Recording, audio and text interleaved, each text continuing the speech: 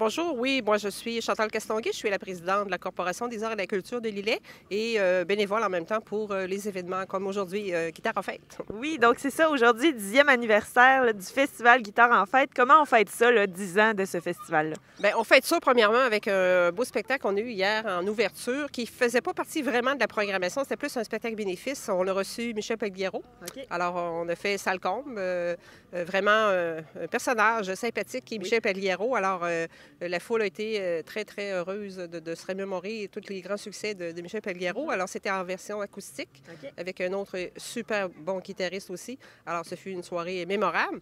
Et on poursuit, c'est ça, toute la fin de semaine, aujourd'hui, samedi et dimanche, avec 10 spectacles gratuits. C'est sûr que pour nous financer, on a quand même la collaboration beaucoup de la municipalité de Lillet, entre autres les commanditaires aussi très importants, Pharmacie Marc Soubise, Rousseau Métal, Patrimoine canadien, la Caisse des Jardins du Nord de Lillet, alors plusieurs autres partenaires aussi, sans qui ce serait impossible d'avoir une programmation telle qu'on nous avons en fin de semaine. Une programmation qui va 5 à 7 plus tard en journée avec un jeune duo québécois. Et après, en soirée, un spectacle de musique africaine avec Ilam. Et ensuite, vers 21h, avec Carlos Placeres, la musique latine.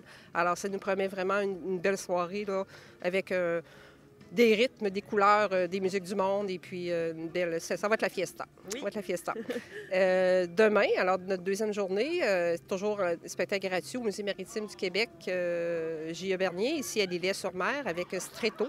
Dans la musique folklore italienne, tango, classique, musique de film, bref, un beau trio là, de mandolines, de mandoles et de guitare. OK. Et par la suite, on revient ici au Parc du Havre là, pour une belle après-midi de musique vraiment d'écoute, parce que nos dimanches sont consacrés plus à de la musique vraiment pour des gens plus mélomanes ou des gens qui aiment vraiment s'asseoir, passer un bel après-midi de musique à écouter. Donc, nous avons aussi à 13h, monsieur, je vais regarder mon horaire parce que ça m'a fait beaucoup arrêter, David Jacques, qui est quelqu'un de la région de la Beauce, qui a une collection de guitares anciennes. OK. Donc, il nous raconte comment il s'est pu acquérir une telle collection unique au monde. Alors, il nous présente ses guitares et il nous présente aussi des pièces musicales là, sur ces instruments-là. OK. Donc, c'est un voyage vraiment dans le temps avec cette guitare-là. Et à 14h30, les Trois Capitaines, qui est un trio de musique folklorique, mais avec des sons modernes, des sons nouveaux.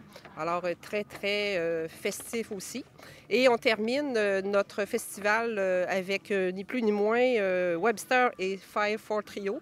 Alors, Webster, qu'on connaît, qui sont des gars de Québec, qu'on connaît beaucoup pour son écriture, son engagement aussi social. Sur un rap, il nous chante, il accompagne 5-4 Trio, qui est un trio de jazz. Donc, on marie le rap et le jazz en paroles et en musique. Alors, ça sera sûrement... Oui. Les gens vont sûrement adorer là, ce trio-là.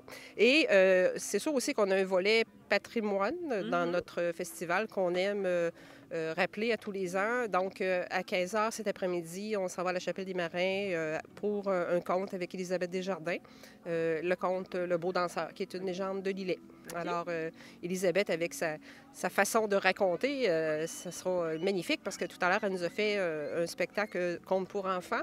Là, présentement, c'est Bruno Gendron qui fait le volet musical auprès des enfants aussi. C'est une première cette année qu'on voulait mettre aussi pour aller chercher les jeunes familles, des jeunes parents avec leurs enfants. Et je te dirais que c'est wow, c'est un succès, là, ça fonctionne. Les enfants sont au rendez-vous.